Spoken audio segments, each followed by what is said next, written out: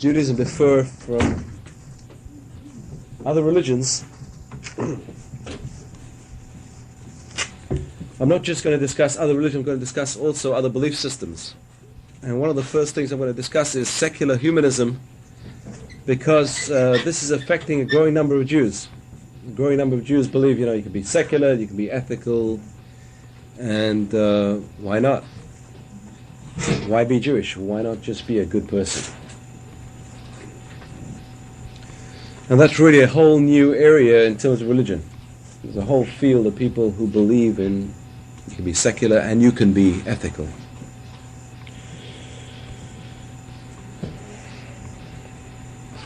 So humanism appeals mainly to many individuals who, though despairing in God, after the Holocaust, many people despaired, is there a God, is there not a God? However, people believe, we have to be good. I mean, look what happens when we're bad. Look what happens when the Germans became unethical. So we believe, maybe there's no God, but still we believe that society must be good. I mean, it's so deeply ingrained into us that Judaism has been teaching us for thousands of years that we're after perfection of society, that we believe you can remove one from the other. Maybe it's possible to unlink God from perfection.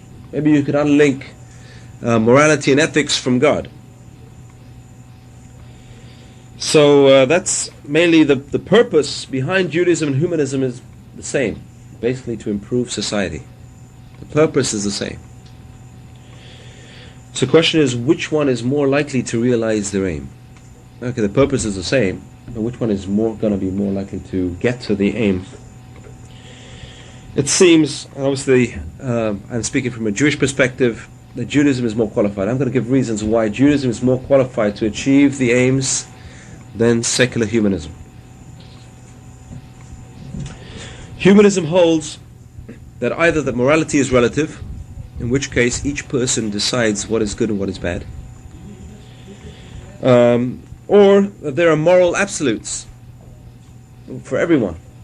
And everyone in the world would agree that murder is bad. It's a moral absolute in the world. In which case, what I say is a moral absolute is instead of what Moses says or God says is a moral absolute. So there's two ways of dealing with secular humanism. One is morality is relative totally. I don't like something, it's not good. I like something, it's good. Or that there are certain attributes, absolutes, which everyone agrees on. Like say murder, for example. Everyone agrees that murder is an absolute not to be crossed. But then you're substituting one absolute for another absolute. I'm substituting my own absolute for God's absolute. So the lines already being a bit shaky over here. What are the differences between humanism in that sense and Judaism? So since it denies the existence of God, humanism has to look at some sort of authority. Either the authority is within us, our conscience, or it's an absolute which everyone has to accept. Because it's so bad, no one in the right minds would dream that this would be allowed. So again, we're back to defining morality. What is morality? So humanism say it's relative to a certain extent. Judaism says it's absolute from the beginning to the end. So where do the humanists get their moral, ethical ideas from? So one of the sources is from the human experience, history. Look what happens in history and you'll see certain things which were done which aren't good. When it's from the Holocaust, the humanists can understand that it's bad to kill people. It causes unnecessary suffering, pain, killing children. It's terrible. So from there we can learn our lessons. From other cases in history, the Khmer Rouge, any other cases, Bosnia, we can learn moral and ethical lessons. That's one of the sources of morality for a secular humanist. History. The second source is reason. In other words, a person in the right mind will think the right thoughts. The person with normal, intelligent person will be able to rationalize and see what is good and what is bad. Okay? So what we're saying is that reason, from one person's own reason, from a person's own intellect, they can decide, they can come along and decide what is morally right and what is morally wrong. And that is something which we have to discuss. what is wrong with reason? We find this in the certain cases of highly educated people who are evil. They have the greatest intellect. The doctors who performed experiments. It's very interesting. Higher percentage of doctors than any other professional group, were members of the Nazi Party. Than any other professional group. Interesting. So we're trying to link reason and intellect to knowledge of good and bad, and we find there's a big flaw over here. And maybe we could trace the flaw to what happens at the beginning of the Bible. When there's a story in the beginning of the Bible tells us that there was Adam and Eve and the snake. And the situation seems to be, it's very childish. It's brought out in a very childish fashion. There's a tree and the fruit which people weren't meant to eat.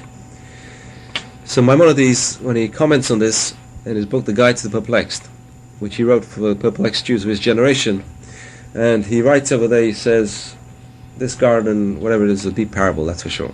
It's not to be understood literally. But he says the snake was no other than the imagination of man. The word for snake in Hebrew is chash. What is the word to guess or to imagine? Linachesh. Linachesh means to imagine. Similar roots. So this is the capability of rationalization in man. In other words, when we start rationalizing things, we can make something bad into something good. I can make something the worst thing into a mitzvah. In my eyes, it becomes like a mitzvah now. I've got so used to this, and I'm so enthralled with this idea that I want to change it into something bad, into something good. Like for the Nazis, killing Jews was the highest ideal. It's like a mitzvah for the Nazis. Why are you getting rid of the subhumans? You're gonna make the world a better place. It became a mitzvah. As they said, we're doing this for our children. They won't have to do this. They're wading deep in blood, and they're saying we're doing this for our children. Why? They rationalized and made bad into good. And it takes great intellect to be able to do that. A person who's an idiot cannot rationalize. It's very interesting. One of the qualifications for a Jewish judge in the Sanhedrin's time, in the higher courts of Israel, in the time of the judges, was the ability to rationalize and prove how a non-kosher animal is kosher. Prove it. Bring me proofs that let's say a worm would be kosher. So they have to come along. This is one of the entrance exams. Why? You've got to be able to understand the psyche, the human psyche of the power of rationalization. It's interesting. Freud, 10 years before the Second World War, said that civilization is very important because it smooths out man. It makes man passive and makes man a better person. Being civil, and that's one of the words of the English dictionary, right? Civil, person who's civil is a person who's, etiquette. He has all the etiquette. He knows how to treat other people. The most civilized society in the 30s was Germany. The most technically advanced society in the 30s was Germany. And that's where it came from. So just 10 years it took Freud to recant what he had said. That's what he said 10 years before, and 10 years later he was running away. His friends in Austria were some of the major leaders of what's going on.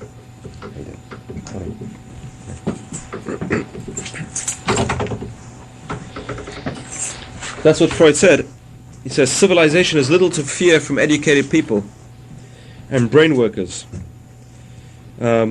So therefore, he says you can replace religion with civilization. That was the cure for religion, civilization. And 10 years later already he had to recant. He saw what happened to his beautiful civilization. It fell apart and he had to run away. And also his friends and neighbors were taking part in the horror.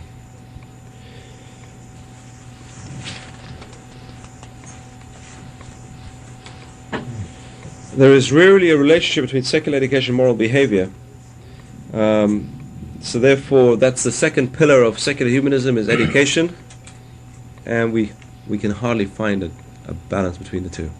What is the connection between education and morality? There is none. Let me give you an example. There's a lovely story of Archimedes. I think it was Archimedes. Very famous physicist. He made a law, Archimedes' law. What does that mean? Do you remember Archimedes' law? Any physicists around? Water, right. So as you can measure weight by displacement. Okay, the displacement of water is equal to the weight of what it displaces. So in Archimedes it says, great scientist. Everyone thought he was a great philosopher, genius. Says one day a woman came along and said, I'm going to make a fool of him. So the legend has it that she seduced him, and when she called everyone in, she was riding on his back. So here they found the greatest philosopher of the time, with a woman on his back riding around like a donkey. So here it was, we see there's no, you can take a person who's a knowledgeable person, say a professor in university. Does being a professor mean that you're a moral person? And the answer is no. It doesn't prove anything. The biggest professors were the most immoral people. We find this happened in a previous age. So that's the second belief, that reason, education, those two things are grounds for morality. There's a third belief, is that humans are basically good. If you leave a child on a desert island with no influences, what's going to happen? Are they going to grow up good or not? And so this theory is, they would grow up beautiful, great, good, as whatever you want, righteous, tzaddikim, be the biggest tzaddikim around, the biggest righteous people around. Well, the Bible tells us the opposite. The second story in the Bible, anyone know? Cain and Abel. Cain and Abel. Was there anyone else around? They're sisters. That's a midrash. Doesn't say anything. So the parents were around. They wandered off somewhere. They were doing their own thing. There was nothing around to corrupt them.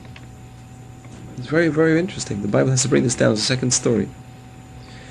The first story relates to reason. The second story relates to, are human beings righteous from their birth or not? Here we have Cain killing Abel in an age where murder is unheard of. There were no TVs in those days. You can't say, like we're here today, the kid was influenced by TV. It was on the news this morning. Where a kid set fire to the house, so they're blaming the cartoons, or they're making fun of fire. I don't remember what name the cartoons. Definitely TV is bad, no question about it. But can we just blame the TV? Or is it something innate? Is a person good inside or not? The Bible starts off, it tells us straight away, it says, Rak kol hayom. So the mind of man was evil all day. In other words, we need checks and counter-checks on our nature. Without those counter-checks, a man left to his own devices, or her own devices, who knows what might happen. We need checks on that. That's the third principle of secular humanism, is the person is good from birth. We're going to discuss Christianity, which says the opposite totally. What does Judaism say? Does Judaism say a person is bad from birth? No. Judaism says that Person is neither.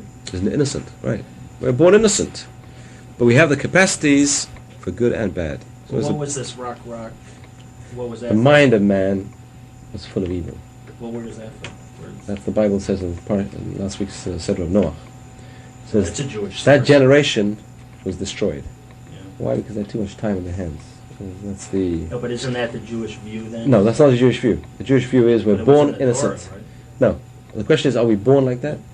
Or do we develop like that? And that's the question. Okay, so we develop like that. Come along and say our inclination is good. No, but We're I'm talking about the saying, inclinations. Is the Jewish view based on that rock? Yeah, the Jewish view is the inclination is bad, whether we're born innocent. Whereas prior to that, we have no history. The secular view is that our inclination is good, and left to our own devices would be good. The Jewish inclination, Judaism says that left to our own devices would be bad. Like Cain, was left to his own devices, turned out first murderer. The generation of Noah, left to their own devices, terrible things happening. And we're seeing it today. This is the foundation of the school system, is that the kids don't have to be taught morality. Why? Because innately they're good. That's why they're not taught morality in schools. In Jewish schools, where it's delineated, you have to be good. The commandments are given to us, not to steal, not to commit adultery. All these are instilled into children when they're young. In a secular system, these things are banned. They're religion. It's a religion already. How do you decide what's good and bad? Innately, from your family, from reason, from civilization. Those are the sources, hopefully, that people will learn good and bad. We're seeing it's falling apart around us. So given to the massive cruelty of human history, particularly the butchery of the century, which is not coincidentally the most irreligious in history, we're living in the most irreligious century in history. Just 100 years ago, everyone went to church on Sundays. All the Christians went to church. All the Muslims, there's a revival in Islam today. All the Muslims went religiously to mosques. All the Jews definitely went to the synagogues. 100 years ago, that's all. About 100 years ago. Today, this generation is probably the most irreligious in the whole history of man. To probably the Stone Ages or whatever it was. I'm sure they believed in their own forms of religion as well. But this century has been also the most tragic in terms of events which have happened and are still happening around us. Has been the most tragic in terms of human life which has been lost. It's not coincidental. So therefore, to come along and say after Holocaust, I don't believe in God. Okay, fine. Do you believe in man? How can you be a secular humanist and believe in the potential of man? Who killed people? Was it God or was it man? Come along and say, look, I believe in the innate goodness of man after Holocaust, which was committed by man, does not make sense. Why is that? Why is that the reason education and the insights of human behavior are not good enough moral guidelines? And the answer is because history is not moral. History is amoral. In other words, there's no moral thread lying through history. What can we learn from history? Usually one thing, and that was Hitler's major theory, that might rules. Who was the major empire of the last century? Britain, right? Who is the major empire of this century? America. Why? Who has the biggest army in the world today? What do we learn from history? What are the lessons of history? If a child learns history, what does he see? I don't know if I learned English history, so in the 19th century English history, there's a guy called Palmerston. He was a Prime Minister of England. He had a thing called the gunboat policy. If anyone showed their faces, we'd send the gunboats over and give them a few blasts of the guns, and that's the end. The natives would be quiet after that. We won't have any more trouble. That's how the British are in Hong Kong. They have a 99-year lease. That's how they got Hong Kong out of the Chinese. That's how they conquered the world. So what does a kid learn from history? Basically, that might is right. You have might, you win. That's it. That's it. We see it around us. The big nations are bullying the little nations, and that's how history is being taught, and that's what history is all about. That's the basic bottom line in history. So how can we come along and learn morality from history? Where does it say in history that you shouldn't do these things? Where should it say you shouldn't be the victor? Where does it say that might is not right? Okay, it tells you what happens, but where's the bottom line? Where does it judge it? Where does it say it's wrong? So how can a person learn history? So history is amoral. History does not teach us morality. Education is amoral. How can a person learning physics come along and say, I learned, how much ethics I learned from physics? I mean, you don't believe, there's electrons spinning around the atom. And you know how moral that is? Do you know how much ethics I learned from that? I'm learning about the weather. What morality can you learn from the weather? There's hurricanes blowing people around, and floods drowning people. What can you learn from that? Again, might. It's all a question of might. Things which are powerful forces of nature can push man around. So again, what can we learn from knowledge? What kind of knowledge are we talking about? It's definitely not knowledge which is not moral knowledge. In other words, there has to be a new kind of knowledge developed, which is called laws of ethics, ethical behavior, which should be taught in schools. If you're not going to teach religion, at least teach, some kind of ethical system which is usually based on religion, if not religious in nature. The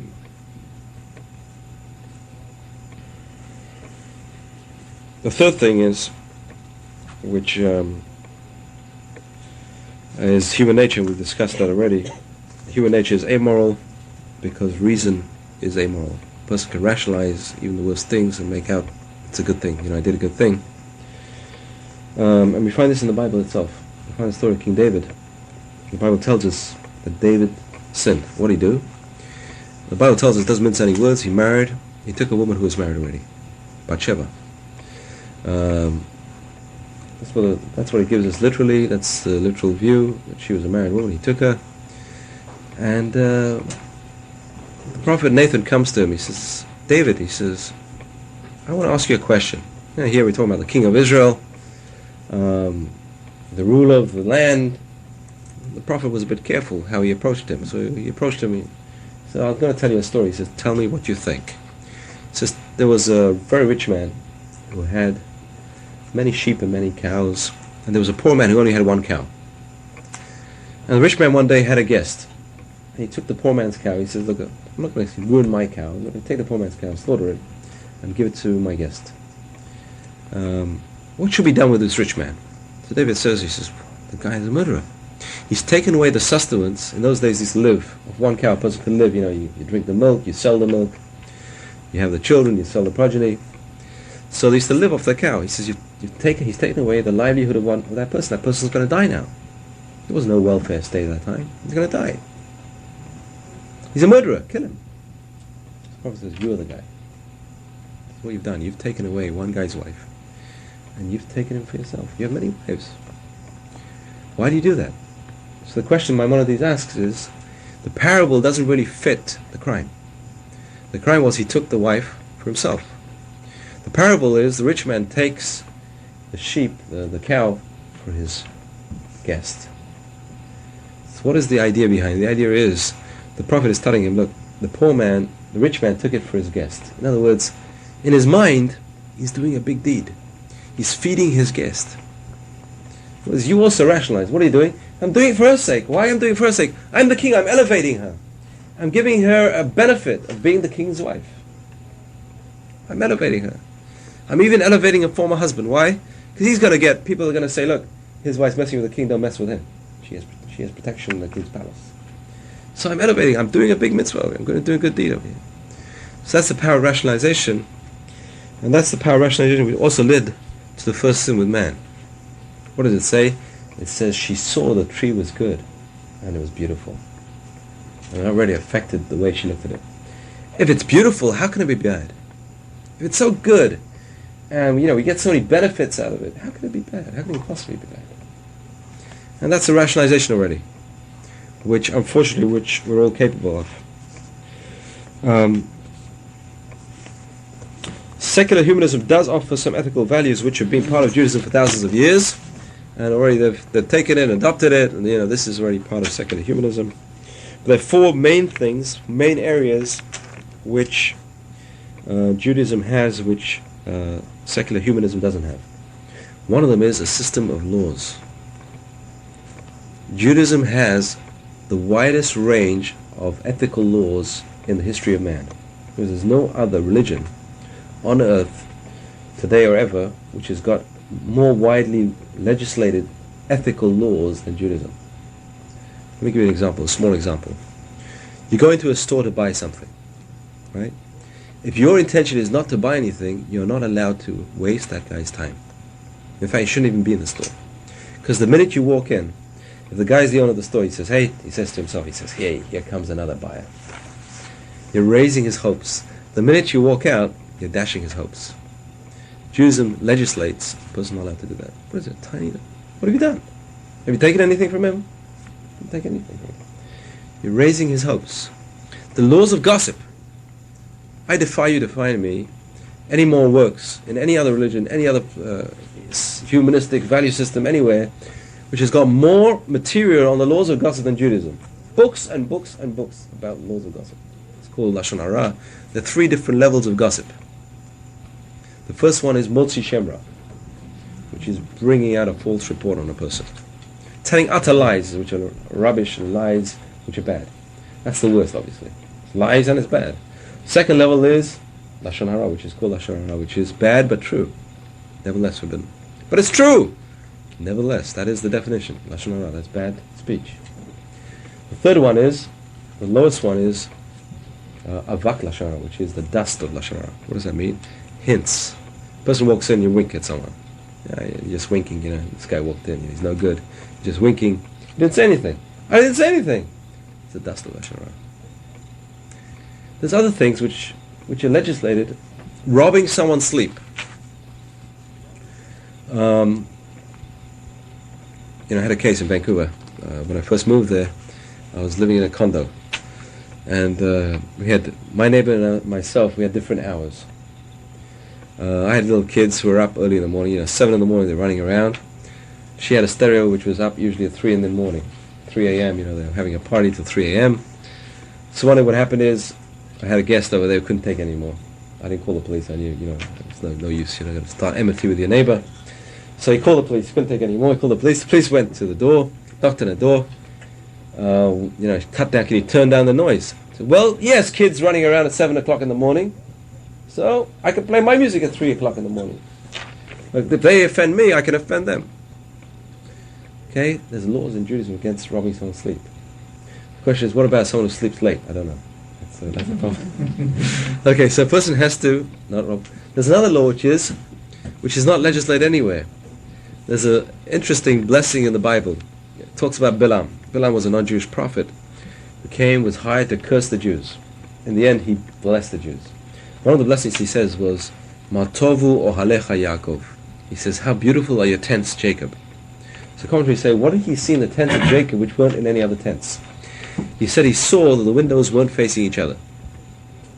What does that mean? That means there was no intrusion on someone else's privacy. There's a thing in Jewish law called hezek riyah, damage from eyes. Because if you want to open a window on your property, you've got to be... Again, this is legislation going back thousands of years. And if I find something like that thousands of years ago, the ideas of respect for the individual. One idea which is unbelievable is the idea that a king is below the law. Thousands of years ago. An idea called the constitutional monarchy, which was just recent, 200-year-old invention in England. That's a system of ethical laws. The idea that people should respect their parents. Think about that. I mean, Jews are brought up with that idea. I mean, today society is falling apart all around us. And this idea is just out the window. Respect the teacher. Go and look in the schools around us and see how many people respect their teachers. In Jewish law, a person has to stand up for their teacher when they walk in. This used to be the law in all schools. When you grow up, do the people stand up for teachers? Oh, stood up. What happens today? They stand up? They don't even say good morning. They shoot the teacher. Okay. Okay. So that's it's a big system of ethical laws. One of the widest systems of ethical laws is the systems in Judaism, or just on ethics. The second difference is a system of ethical laws based on God. Why is God essential to ethicism? Why is God essential to an ethical system? Any ideas? Well, you have to have an ultimate source. Why? Otherwise, it's relative. Right. Okay. Very good. There's a guy called Bertrand Russell. Heard of him? Very big English philosopher. He was a complete atheist, secular, totally. He says, I have problems. He says, to discuss the Holocaust. He says, to say the only thing I don't like about it is because I don't like it. To say it's wrong because I don't like it, I feel like it's not enough. It's just not enough to come along and say, it's wrong because I don't like it. Who am I to say I don't like it? So it's become all relative. Every person can say, look, we can argue with government, really. Why do you say it's wrong? I think it's right. Why say robbery is wrong? Maybe it's right. Let's take a vote. Let's pass a law that robbery is... You know which country did that? Which place did that? Saddam. Saddam. Iraq, or whatever. Invade other people's country. It's a mitzvah. You go ahead. It's a big deal. What about cruelty? Cruelty, same thing. It becomes legislated. You can do anything you want. But it's wrong because it's cruel. Who says? Should you use that? Who says? What's cruel? Who defines what's cruel? Cruel. Pain is cruel. Is it to who? Suffer Maybe. pain To a fetus? is cruel. What's the difference? Relative. You have those weird It's relative. joint pain. It's relative. Like It's the- relative. So how far do you go? Animals. How far do you go? Where do you draw lines? If there's no God, then everything becomes, I like this, you don't like this, let's take a vote, let's go with majority opinion. The only thing is, if there is an absolute, whose absolute is absolute? Okay, very good. That's the Okay, question. very good. Very good. And who has the real absolute? Excellent. Me or my Muslim neighbor or my Christian Excellent, neighbor? excellent. That's what we're discussing. We're discussing the differences between them. And then we can decide. First we have to know what differences are, then we can decide. So what I'm talking about now is the difference between secular humanism. I haven't got to Christianity or Islam. I don't know if I'm going to have time today. I probably will to get to Christianity at least. But let's discuss, differences first. Then we can decide which way we're going. So we discussed secular humanism so far. We're talking about what's absolute and what's relative. We have to agree that relativism is no good, because then who says you're right? Who says I'm right? It's all relative. Then we're all deciding for ourselves. Let's take a vote.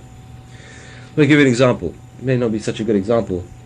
150 years ago, if you ended up in the Pacific Islands, in the West Pacific, around Australia, most likely you'd probably end up in someone's pot, because these guys were cannibals. They used to eat people. The first missionaries who got there, usually ended up in the pot before they converted them, and they changed them. They usually ended up in the pot. So now you try and tell them, it's wrong.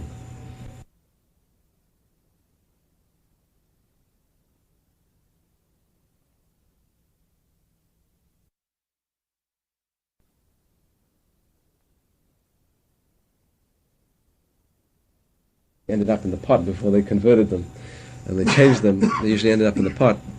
So now you try and tell them, it's wrong. What do you mean? This is our society. It's built on. Everyone's doing this. What do you mean it's wrong? There's a beautiful story in the Talmud.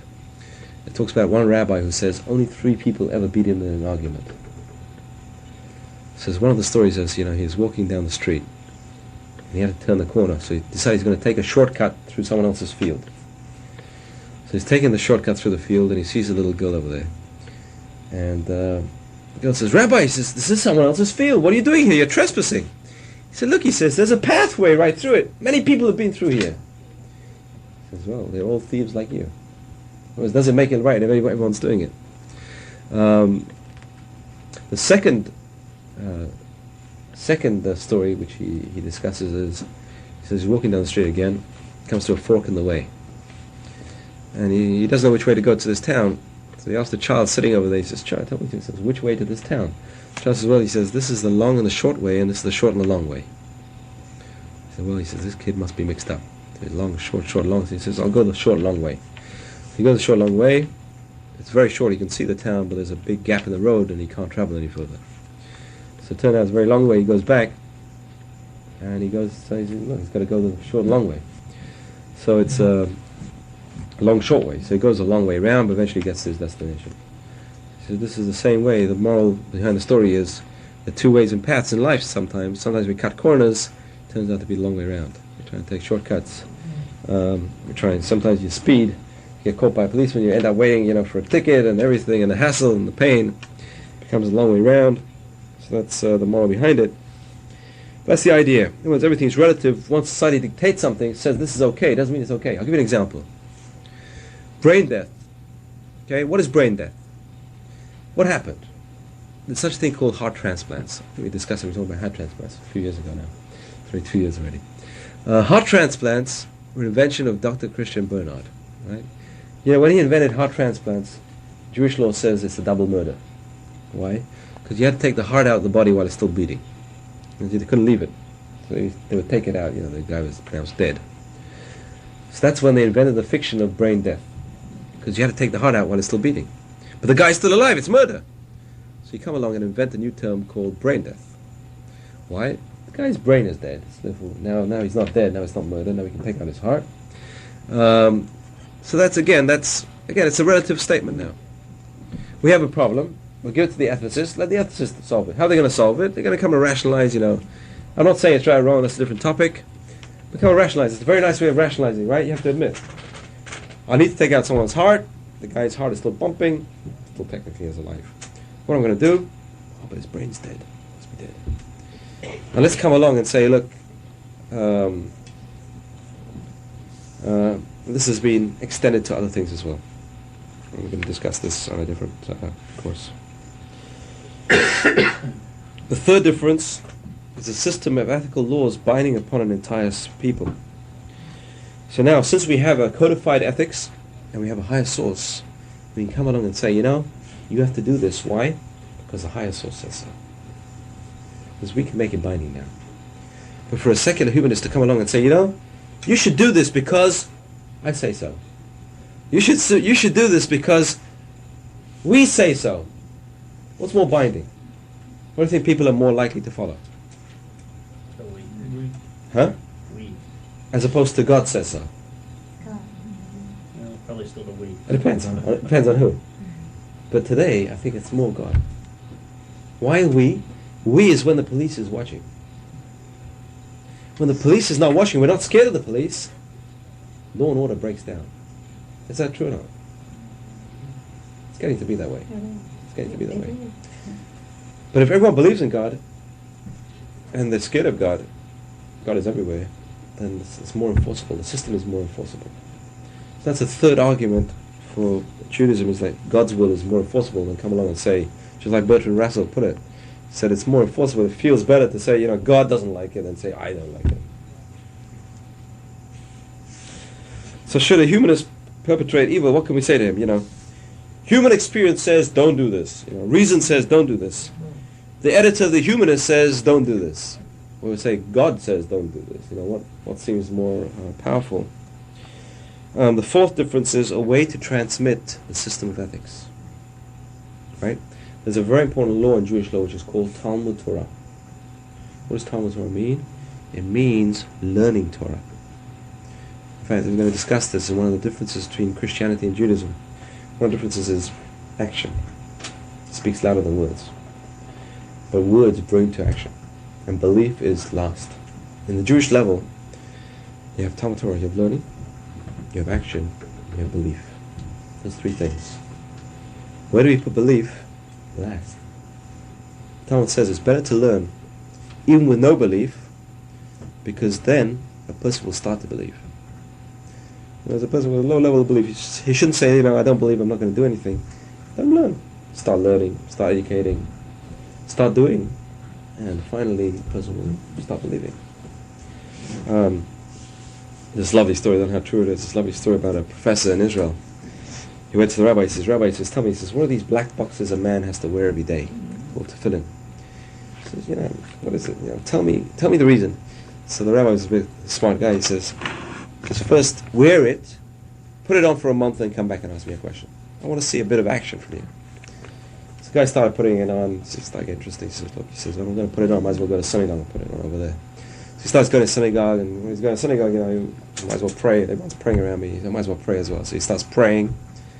And then he's praying for a month now. He says, I feel better. Meditating 1 hour in the morning, it's really helping me a lot. He said, I'm going to wait till I go back to the rabbi. I'm going to wait. I'm going to try it out a couple more months. He never went back.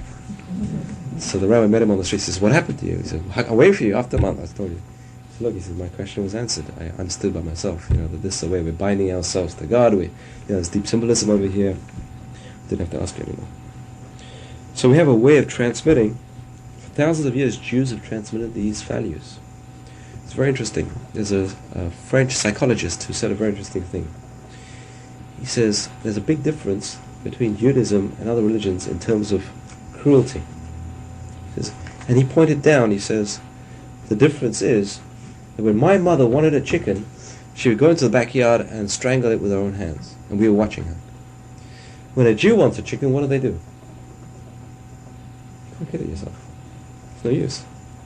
Hunting in Jewish law is bad. There's no use. There's no point hunting. It's irrelevant. Why you can't eat the meat? What's the use of hunting it? I can't kill an animal. I have to give it to a special person. Who is that person? A shochet. What is the attribute of a shochet? What is the qualifications? What qualifies him to be a shochet? What is the first thing we check out before we hire him? Does he fear God? Is he a moral, ethical person? If he's a guy who steals, robs a bank. That was Shomer Shabbos, isn't it? Well, that's part of it. If we know this guy's robbed the bank, or he cheats on his wife, we're not going to hire the guy. Okay? So we need the ethical part as well as other parts. Only the most ethical person can slaughter an animal, because that's got ingrained cruelty. If it's not ethical from the beginning, that guy's finished. To have people go around and kill their own animals, today we're fortunate. Why? Because most people don't kill their own animals. We're very fortunate. We don't know how much this is changing. So what we do is instead we put the TV in the house where they show us killing people instead. So instead of the kid seeing his mother killing an animal, the kid sees people on TV killing other people, which is blowing them up. So we have to have a means of transmitting ethical system.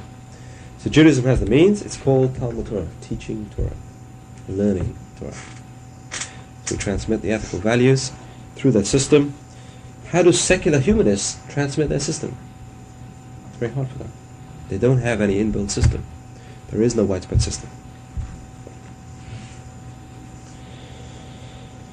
Okay, so that's something which we have to examine, these differences. That's the difference between secular humanism and Judaism. Let's now discuss Christianity. Since we live in a Christian society, let's try and discuss the difference between Judaism and Christianity, and basically it can be summed up in one line, which is faith over action. The major principle of Christianity is faith. Because if you believe, you are saved. That's what you have to do. The worst guy in the world, if he's believed, is saved. You know, there's an interesting story, true story, of the, what's it called, the Central Park rapist. Remember that jogger who was jogging around? The Central Park rapist?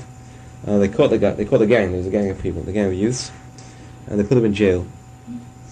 You know what happens next? The Archbishop of New York goes to visit them and says, "You know, I just want to tell you one thing. God loves you. The only thing I want to tell you is that God loves you. Right? Because I don't care whether you're bad. I don't care whether you're good. I don't care what you do. God loves you. All you have to do is believe." That is the fundamental of Christianity. Judaism says no. You did something disgusting. God doesn't love you right now until you change. If you change, if you remedy the situation, if you become a different person, then God loves you. It's interesting. It's a beautiful idea. The idea of Abraham. What was Abraham's name? Anyone know? What was his previous name? Abram. Avram. Without the hay. God changed his name. It's a very interesting concept in Judaism, the idea of changing a name. Anyone heard of a Jewish law which says you have to change someone's name? Anyone know of it? Well, when they're sick. Right. There's a law in Jewish law which says if you want to, if someone is very sick and there's no other recourse, doctors give up hope. What do? They change the guy's name.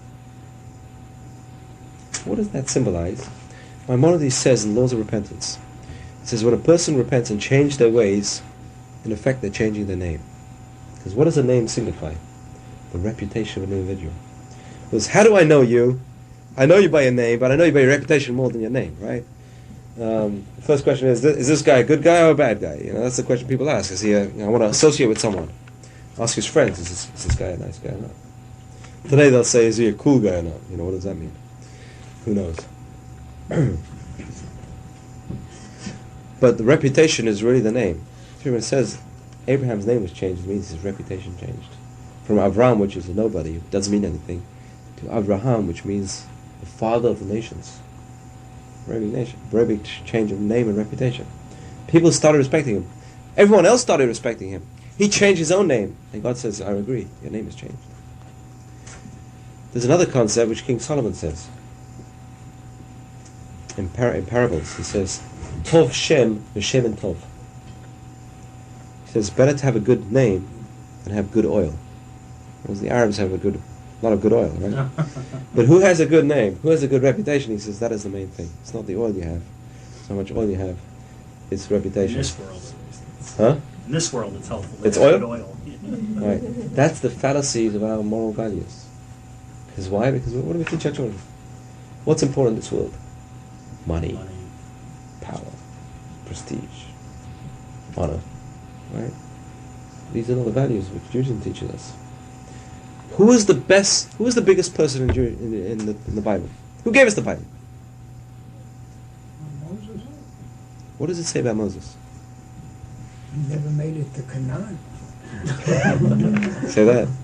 He was humble, he was poor. He was the most humble of all men. And we say King Solomon, he's one of the richest, right? Right. And what happened to him in the end? David. What happened to him? What happened to King Solomon? Good point. I don't know. He died. It's the Bible ends off, he sinned. He rebelled against God in his old age. King Solomon, in his old age. Yeah. Because it went to his head. It doesn't say anywhere that he was the most humble person around. Because humility is an attribute Maimonides, when he talks about attributes, we discussed this in personality development. We had a whole series on it. We talked about, Maimonides says basically a person has to be in the golden mean. He says between all the different attributes, there's always a golden mean. A person should not be too angry, not get angry every little minute. But on the other, it shouldn't be like a stone, because the people could take advantage of it. And sometimes you have to lose your temper to teach people a lesson. It shows a bit of temper. Don't do this to me, you don't have no right to do this to me. On the other hand, when it comes to pride, he says go to the other extreme. A Jew should not be proud. We should be humble to the nth degree. It's a total opposite of today's value system. Imagine, I'm running for president. What do I say? I'm the most qualified guy for this job. Why? Because I have a degree in this, a degree in that. I'm a governor of here, a governor of there. I'm doing this. And what did Moses say? He said, I don't want this job. 7 days he argued with God. I don't want this job. Don't give me the job. Okay, let's talk about Christianity. So we're talking about faith over works. So we're talking about, we said how important it is to learn. Knowledge is very important. We said how action is very important. Judaism puts little stress on faith. How many commandments are there in Jewish law? 613. 613? So many. Sure. 613 laws. How many deal with belief? Shema would be the... and The that's first not commandment of the Ten commandment. Commandments. I am the Lord your God who took you out of Egypt. Second one? No other gods. Is there any others?